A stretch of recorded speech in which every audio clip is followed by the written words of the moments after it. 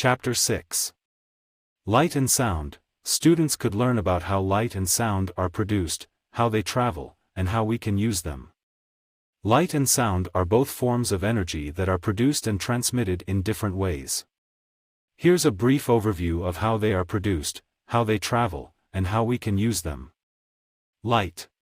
Production. Light is produced by the movement of electrically charged particles, usually electrons, within atoms or molecules.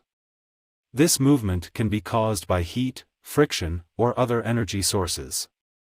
Transmission. Light travels in waves, and it can travel through a vacuum, such as space.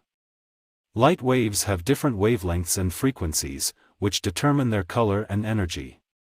Light can be reflected, refracted, or absorbed by different materials. Uses.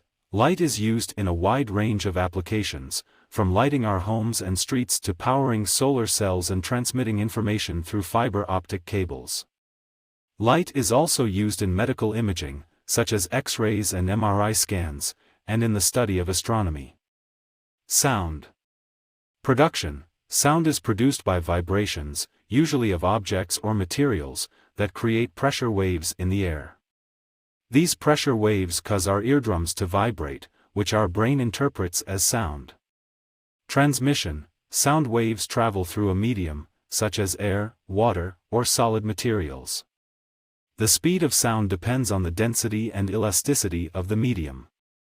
Uses. Sound is used in communication, such as speech and music, and in various technologies, such as sonar and ultrasound.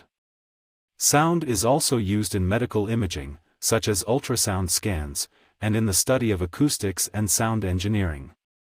In addition to their practical applications, light and sound are also important for understanding the world around us. They allow us to see and hear our environment, and they play a crucial role in many scientific fields, including physics, biology, and chemistry.